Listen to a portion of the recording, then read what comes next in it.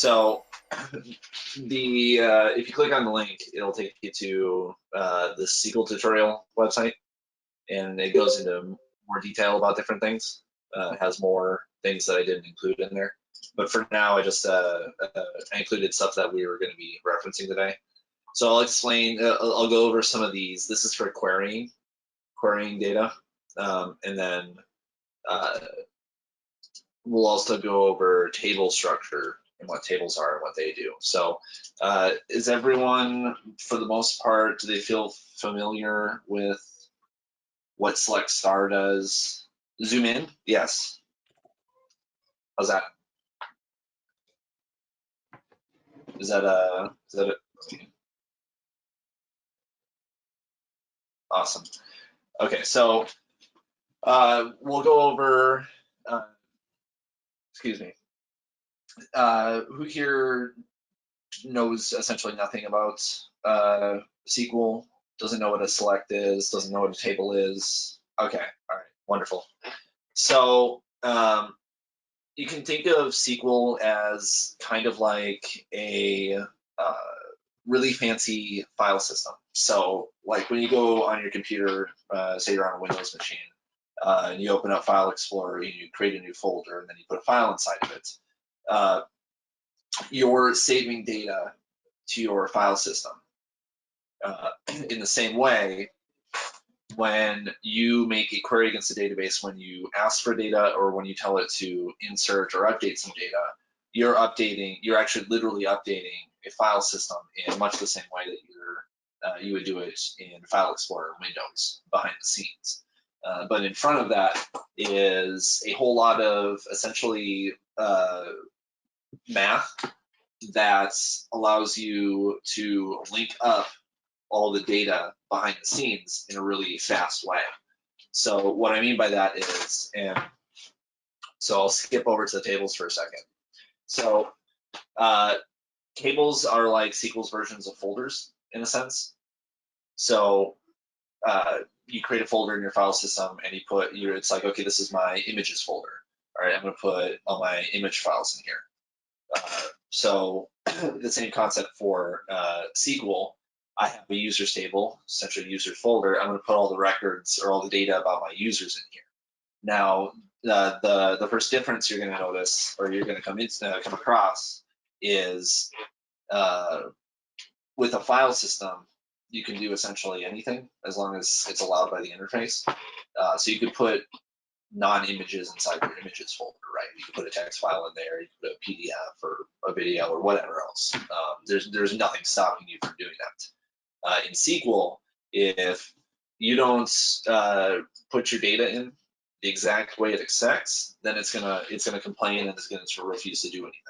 So that's the first kind of thing to keep in mind, is that a SQL server or a SQL database is like a really strict file system that allows you to organize things so that you can pull it out really quickly, but you just have to be really precise about how you organize it. Is that making sense to everyone so far? Is there anything about that anyone would like me to elaborate on or explain a bit more differently?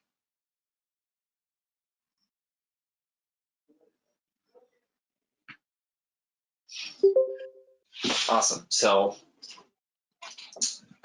moving back to the reference here for a second. So we've got our table here, we got our users table, and we've got all of this stuff. And so you can see here that I've already ran this, so I'm not gonna run it again, but this is what inserting data looks like. What we'll look at now is what pulling it out looks like. And it turns out with SQL, there's a lot of ways of doing that. And this is kind of where the title of the talk comes into view. Hey, Zach. Yes. I'm gonna stop you real quick. Somebody's asking for a little more Zoom. A little more Zoom, sure. Yeah. Yeah. How about that? Yep, that's good. Hey guys, and also if you guys have any questions also, or need him to stop real quick and you need to say something, feel free to pop in real quick and just say, hey, you know, what is this or what is that?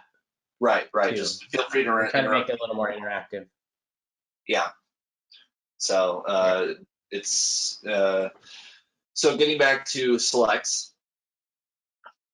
So this is how we're going to be pulling data out. So this is where things start to get a little interesting, is because while SQL is very strict about how you put data into it, it's also very loose about how you pull data out of it. And this is where the title of my talk comes in, where it's Quelling SQL Query Quivers. This is the part of it, in my opinion, with all of what goes on in what are essentially queries, or what a person would refer to as stored procedures, which are essentially just saved queries within a database. That's the complexity involved in that is, I see what trips a lot of people up. I'll show you an example. I was talking with James earlier about optimizing a stored procedure. So you can see this right here. Can everyone see this fine? Do I need to? I'll move this over here. So this is the stored procedure he sent me, and invite to join Slack. Mark, can you post that, please? Yeah, I'm going to post to the group. 1 sec. So this is what I see as kind of like something that people see a lot, or an example of something that people see a lot, that if they look at this and they get really terrified, because and to be honest, it terrifies me a little bit, because there's so much going on. There's so many different little things to look at and to keep in mind. The worst part for me was when James was telling me about this, because he told me that he would refactored it and made it way better, and this is the refactored version here. So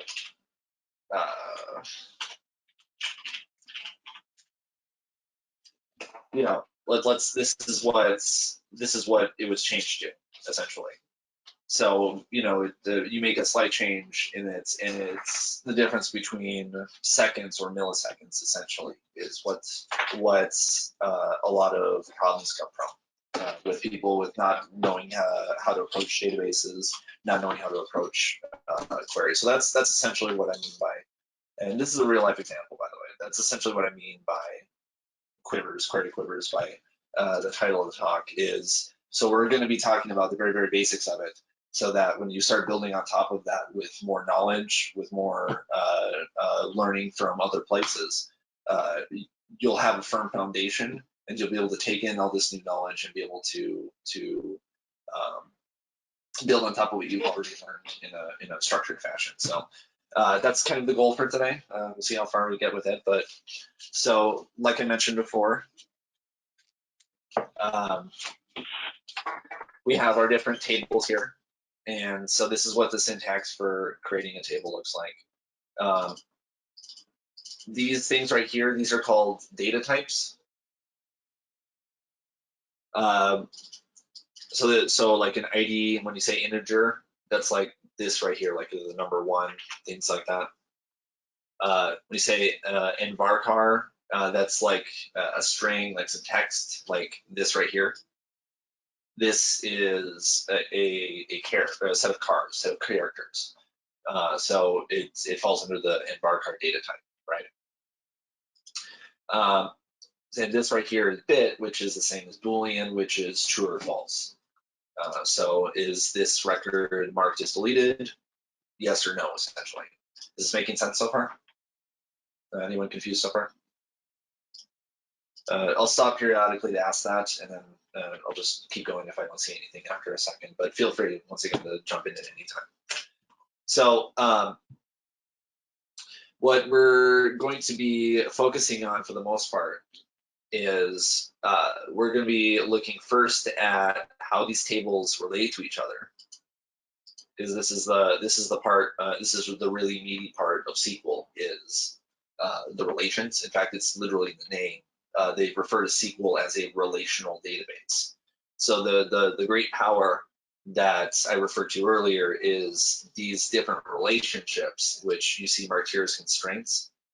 These tell SQL how your different tables, or essentially your data folders, how they relate to each other. So they do this via a relationship called a foreign key.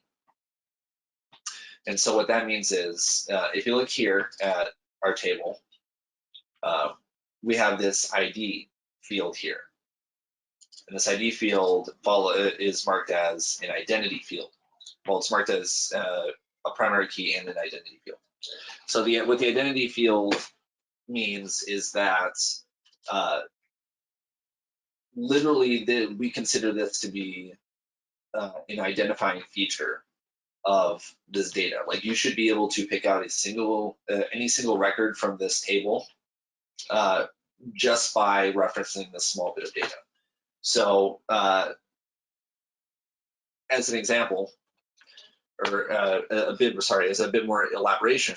So you see the 1 and the 1 here. What this says is when you create this table, all right, we're going to have this integer, this number as our identity field. We're going to start it off at the number 1, and every time we insert a record, we're going to increment it by 1. We're going to raise the number up. So the first membership that you insert into this will have the ID of 1. The second membership will have the ID of 2, and this will be done automatically. If you'll notice here, I don't actually explicitly insert the ID because it's automatically generated by the database. In fact, if I tried to, it would complain about it. I could do that right now, where I move this down here. It'll say ID and 2.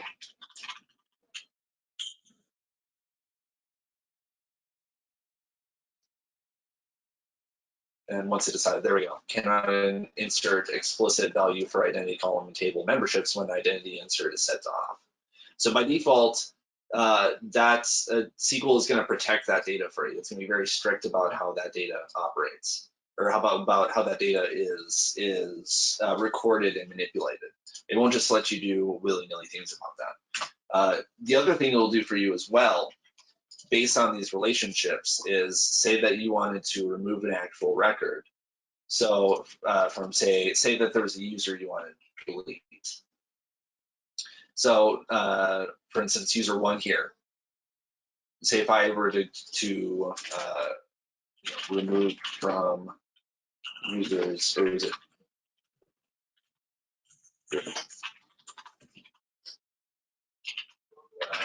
Like on syntax all of a sudden.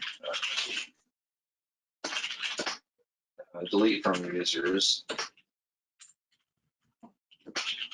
where ID equals 1. So I can do this, and this is what's called a hard delete. This will completely erase the record. This is like deleting a file, essentially.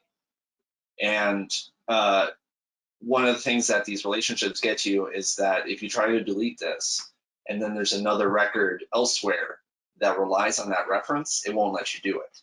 So for instance, my user 1 here has a lot of different memberships. So when I try to delete that, it'll say right there, it conflicts with that. So that's a protection you get by these relationships, is that it'll keep you from deleting data that would infect or affect the integrity of the rest of the data. Is this making sense so far? Is there any part of this that I'm skipping over, that that is confusing anyone?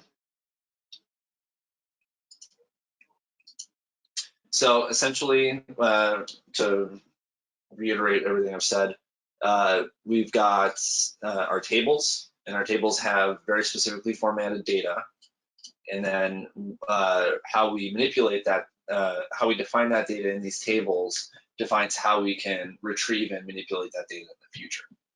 So we'll go over to our reference here for a little bit, and we'll go into that in a bit more detail. And then after we go over this a little bit, we're going to do some live coding where we try to pull some records, actually try to make some stored procedures to pull some records. So so right here we've got, there are 2 parts here where we've got querying data from a single table and querying data from multiple tables. And this is the multiple tables is where we start getting into relationships, where those start mattering. This phrase right here, interjoin, That's going to be the one that we're going to be studying today, specifically with how it works with these tables that we're looking at here. But all these other ones have their own uses. If you're curious about it, you can go to the link that's linked there, or you can look into relational algebra. That's the concepts that underpin all this. But moving way back to the beginning, we've got our select statement here. So this is how we pull our data. When we say that we want to query data, what we want actually is to query rows of data, because that's how it's stored. Like it's in the name, literally, where it says table. So there are rows in this data. These names here are column names for that data. So the example before, where I was saying ID of 1, ID of 2, of ID of 3, the column is named ID, and then 1, 2, and 3 are each of the ID values in those records. So exactly like an Excel spreadsheet, essentially. So I'll give an example of that right now. So we'll see here, we got query data in columns where we can select. So say we wanted to select ID and name from username from users, or we could select everything from users. So we're going to do this one right here with this users, so you can see what that looks like. So you can see right here, this is my seeded data. This is everything that's currently in the database. So if I just go here and I do select all users,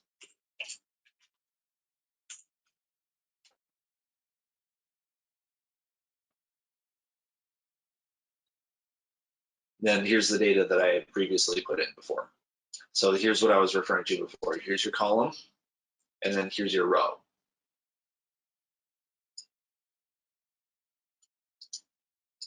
So now we're going to go from that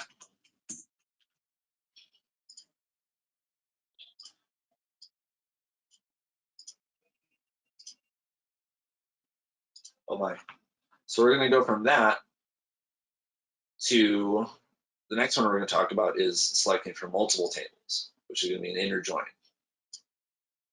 Yes, select column from table where condition. So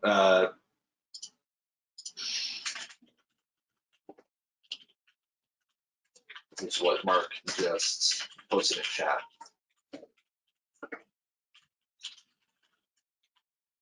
So this part right here is optional. No, they're not. In fact, nothing is case sensitive in SQL, even string comparisons, which is terrifying, but it's the nature of the beast. So like, for instance, what I mean by that is, according to SQL, which is not how other programming languages work, to put it lightly. So just keep that in mind. That's a little gotcha. But when it comes to query itself, I do this. This is the one of the standards. There's a bunch of little standards that crop up. So like right here, you can see that's I put the columns in. I didn't use it like that. Like I actually wrote it out like this, and then I hit my formatter, and it formatted it like that for me. So it doesn't format these for me automatically, unfortunately, which is why they ended up like that. But anyway, so in regards to the select, so this is the part that you actually need. So you can do select column, or you can do select star. This is called star operator, the star sigil, however you want to refer to it, star character. What does the star do? I know, but. Oh yeah. Yes, and so what the star does is it essentially says select all rows and columns. So when I did select star from users,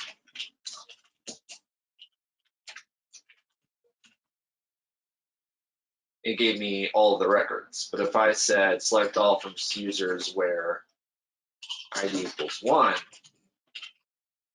then it would only pull all the columns for that record based on that condition. Alternatively, as I mentioned earlier, if I just wanted the username and the ID, excuse me, I can do that as well. And then I could do that for all of the records as well.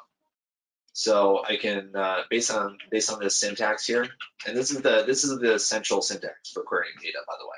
This is there's very that's unimportant. Essentially, I had to reuse a different database that already had a users table, so I just put the little $ at the end, so I could actually have a second users table for the demonstration. But it's not actually important. It's just an unfortunate thing. So where was I? Yeah, this is the essential syntax. So select, from, and where. Those are the words you need to the blue words there. Those are the ones that you need to keep, that you need to remember. You're going to be using the most. We want to select the data, whether it's all of the data or a specific part of the data, from a table. And optionally, we want to say that we should only pull the data that matches some sort of condition that we've set up. In this example, we only want the records where the ID equals 1. We can do ID is greater than 1, and we will get 2 and 3. We can do less than 1, and we'll return no records. So it's possible to write a query that returns no records, and that's perfectly valid. We can do less than or equal to 1, in which case we'll actually get a record that time. And we can do greater than or equal to 1, which is the same as not having a condition at all, essentially, in a table like this. So that's selecting from a single table. Making sense so far to everyone? So now we're gonna move up a little bit, and we're gonna talk about selecting from multiple tables. So I'll explain what essentially what we're all looking at here. I've gone into Sorry. Since you were talking about operators, you mentioned oh yes. Is a good number too. Not equals. I was starting out. I was always equals not equal. And that. Sorry, Mark. I'm so sorry, Mark. As Mark was referring to, ID and username here of 2 and 3, or where ID does not equal 1. So our IDs here are 2 and 3. So if I were to change this to 2, then we get IDs 1 and 3.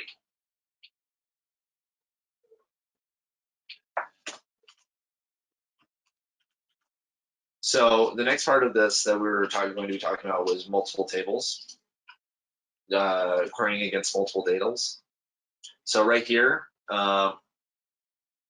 this is the second part. This is the, so select, from, and where. I mentioned that those are the 3 most used words. Inner, join, and on are your 4th and 5th most used keywords, phrases. This is how you get multiple sets of data. So for instance, say that I want to look at all the memberships for a user. So I would say select all from users, inner join memberships on u and u dot ID equals m dot user ID. So I'll do this.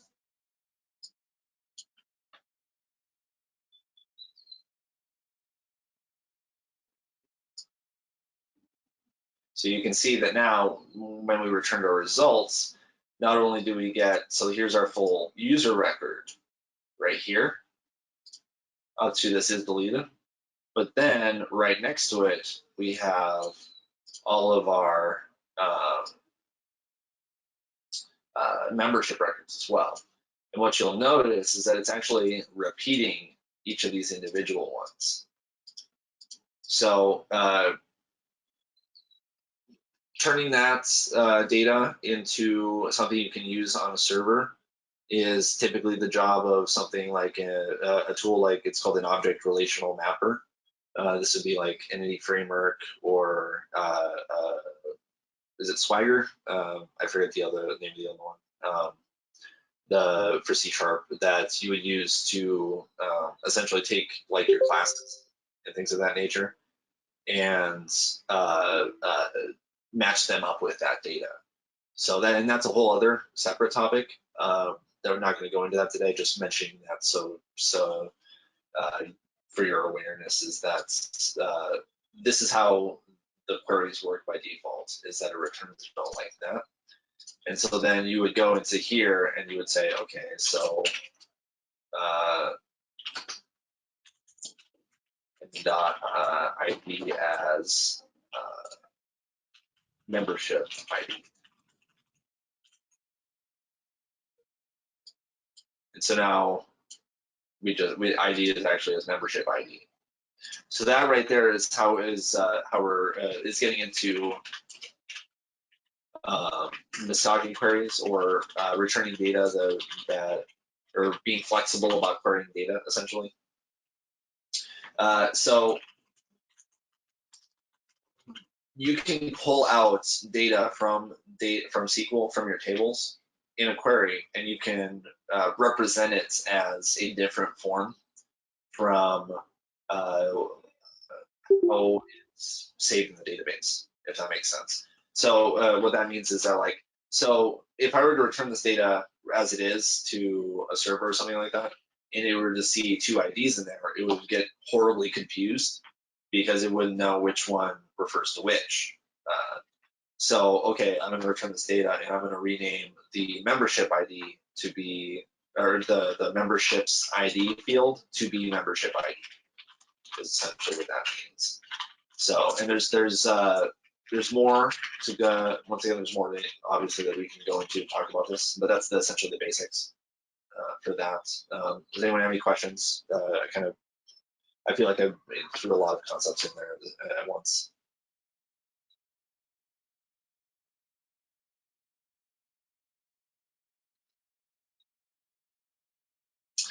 All right, so that's essentially, and so and I'll touch on this because I didn't, this U right here. So these are called aliases. So if you'll notice,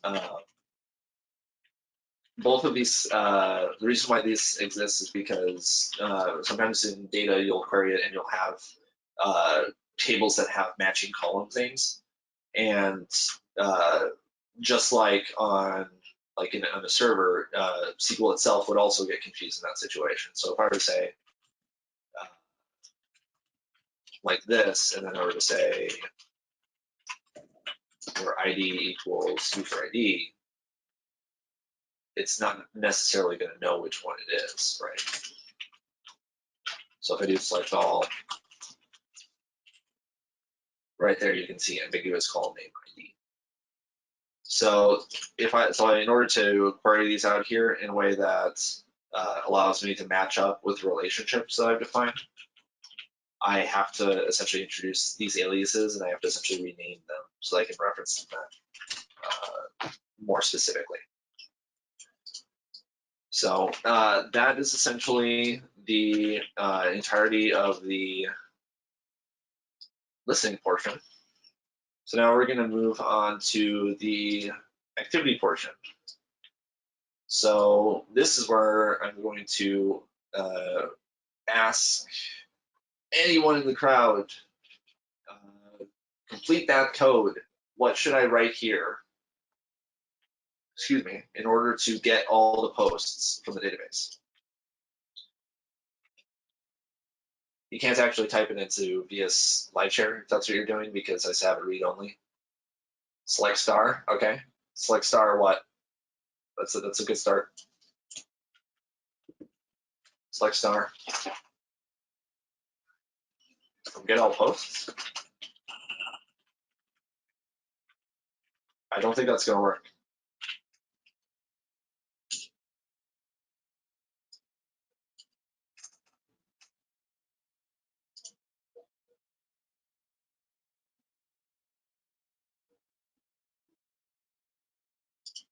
It's in the name. So we want to get all posts.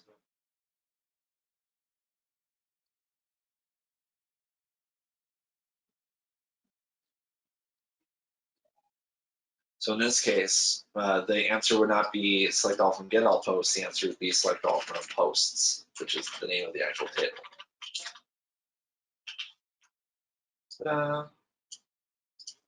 Sweet. So now we're going to save this. And now, exec get all posts. And that's how you use a stored procedure. All right, so the next one is we're going to get group posts. So this, we're going to have, and I'm going to cheat here and actually just put part of it in.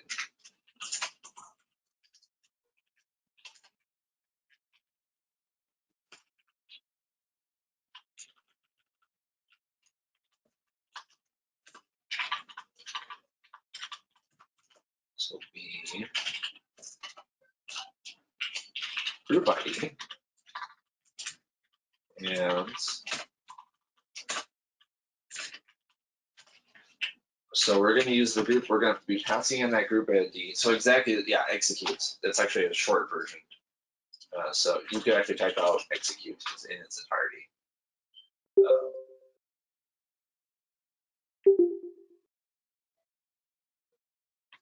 So if we want to filter by group for our posts, I'll hold the schema here.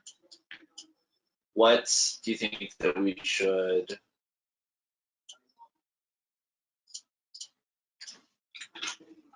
What do you think that we should be typing into this?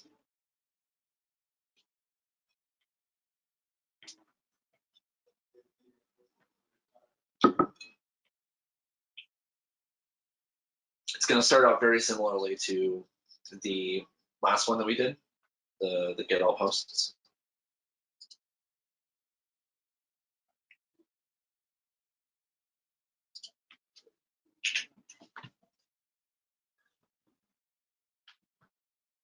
Somebody answered it earlier correctly for the earlier one.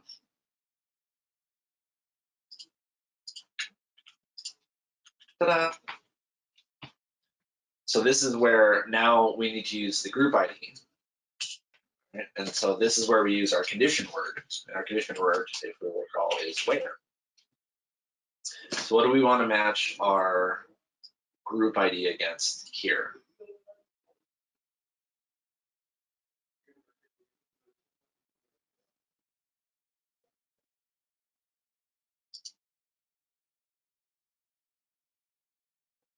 Not post ID. That's a good guess, but because we want to match against, we want to get all the posts for a specific group. So when I run this, I'm going to write execute get group posts, and then I'm going to pass in a 1 like this. So that's when we're querying. So that 1 is going to refer to, is going to be referenced here as group ID. So you can think in this situation, you can think to yourself of group ID as being equal to 1, essentially.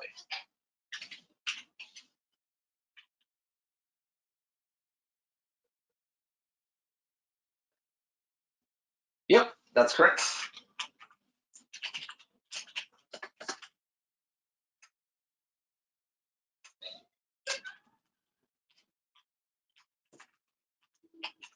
So now,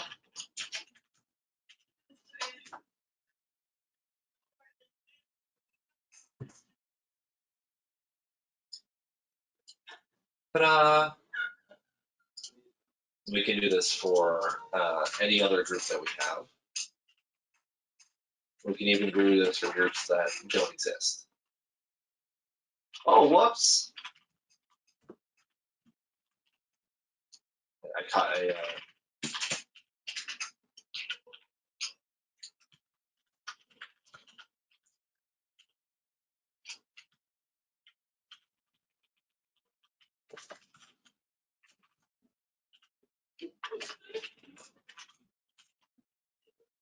Oh no.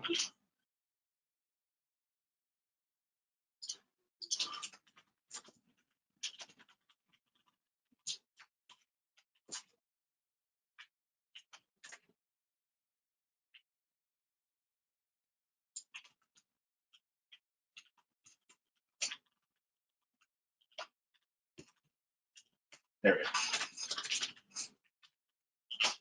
So there's our posts for group ID 1. Here's our post for group ID 2. Here's our post for group ID 3, and so on and so forth.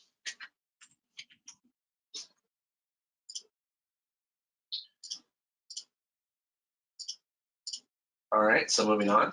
We've gotten all the posts, and we've gotten all the posts by group ID. So now we move on to the relationship part,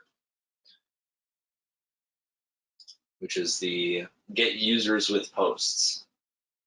So we're going to start this off a little bit differently. Does anyone know which table we're going, or can anyone guess which table we're going to be using to do our first select from? It won't be posts. Maybe you want to ask which tables in general we'll be looking at. Yeah, that as well. Good point. So we're going to be, I'll give a hint, we're going to be using 2 tables. So which 2 tables are we going to be using for our queries here?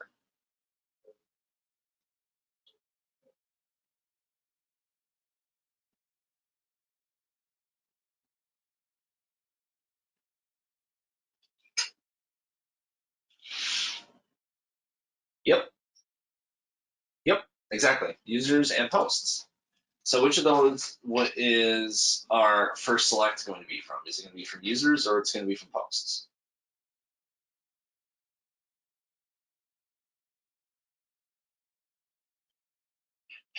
That's correct. So we're going to start with select do.all from users u. All right. And so does anyone remember what the relationship words were?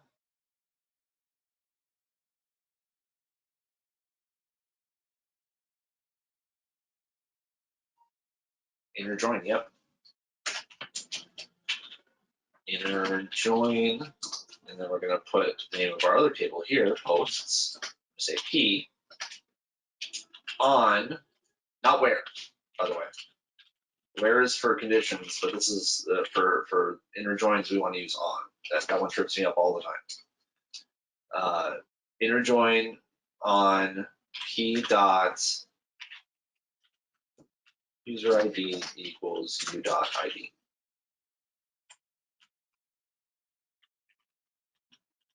All right, and then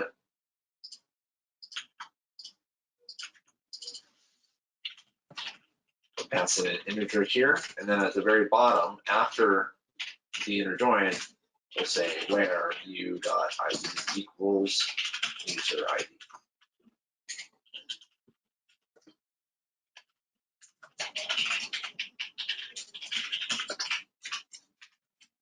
Okay, so we'll run this.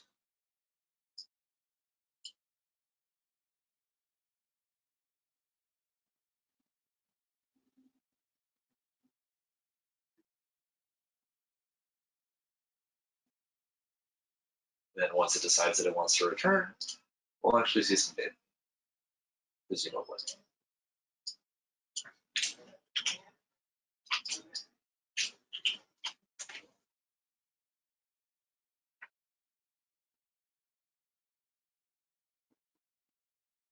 Okay. Right. So there's all of our posts for u.all and sorry, p.all.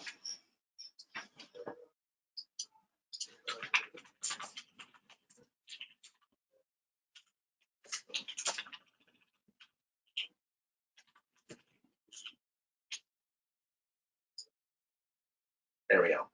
And so you can go from here in order to figure out like, okay, how do we want to actually return this data? So maybe you don't want to return all of the data. You just want to return the user ID. So you would do u.id or all of the user data I can see. You don't like, oh, I don't really need all the user ID. I just need like a display name or something like that, right? Oh. Does that make sense? So that's something to look into more in the future is like, okay, so how now that I have this data, how do I make it in a form that's most useful for me? Because that's the biggest power of stored procedures of saved queries to me. Moving beyond this is not just how fluidly you can reference all of the data and how easily you can see see what everyone's data is, but also how you can pull that out and use it and communicate in a very specific way with someone. You can say, okay, this is what this means. Here's the data in the specific form that explains that. And it turns out that right there is actually a large part of the job of being a programmer, is organizing data into specific forms so that people can communicate with each other about what their goals are. So that being said, I believe that's about the end of my presentation. Mark, I'm going to unmute you now experimentally. Okay, go ahead. Yeah, I don't know if my audio is very good, so I kind of stayed on mute. Next time I'm on headset. So does anyone have any questions so far? Anything that anyone wanted me to elaborate on, wanted me to talk about a bit more, or just one?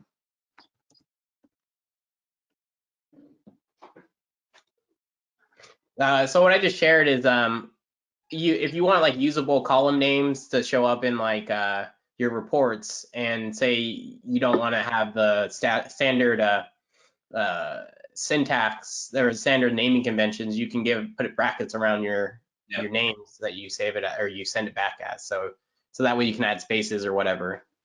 Yeah. Much like the student ID thing I just shared.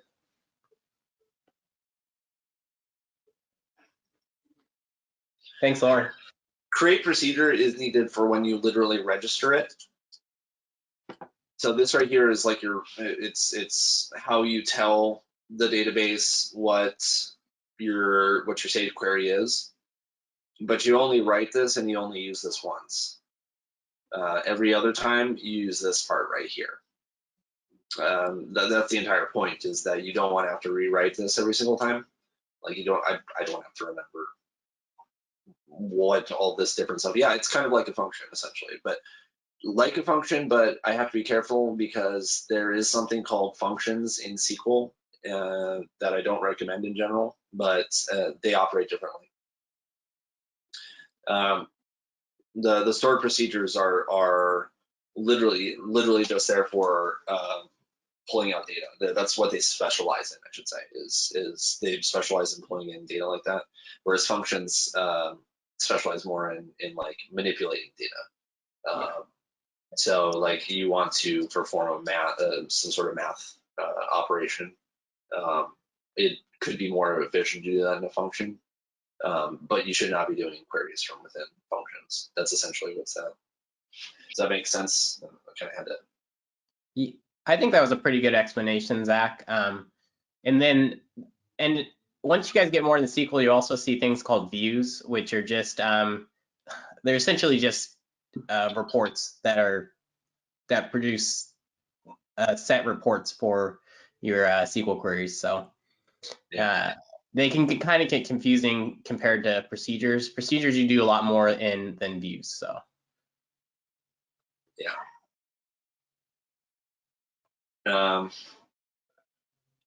So if nobody else has any questions, I think I'll hand the floor over to you.